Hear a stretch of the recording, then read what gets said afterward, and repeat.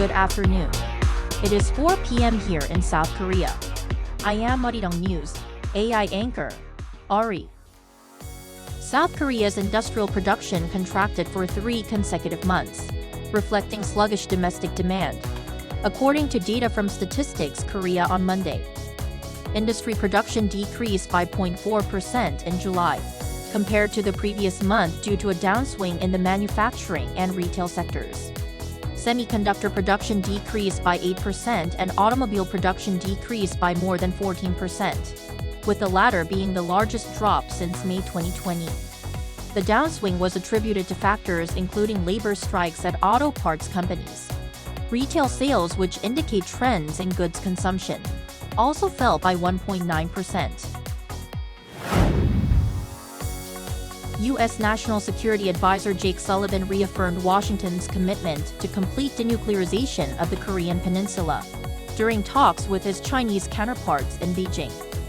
The remarks were made at a press conference on Thursday as Sullivan wrapped up his 3-day visit to China.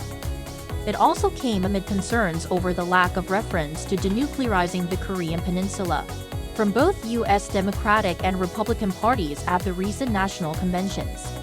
Sullivan also stressed the importance of maintaining peace and stability across the Taiwan Strait, and that Washington's One China policy has not changed.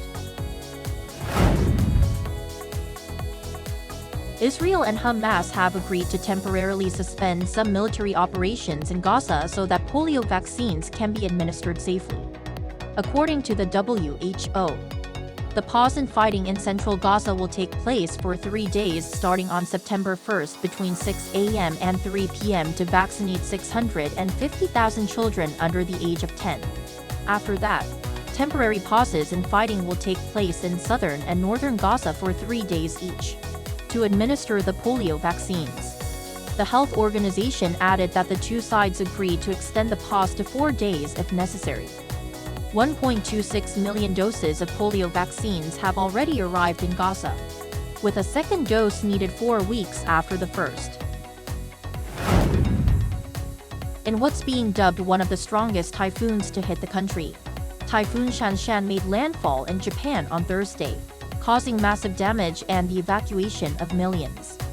A special warning was issued by the Japan Meteorological Agency on Wednesday before the typhoon made landfall, marking the first time such a warning was issued in 2 years.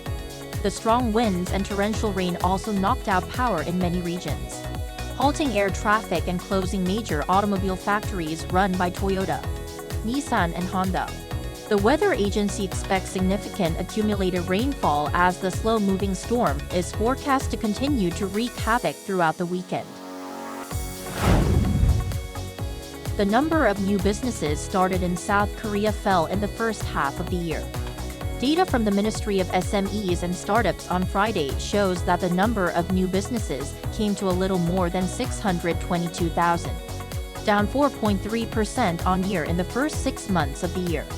The drop was mostly led by the number of new real estate businesses falling nearly 9% on-year due to the slump in the real estate sector.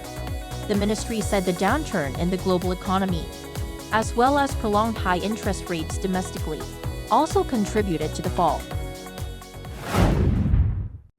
That is all for today. Thanks for watching.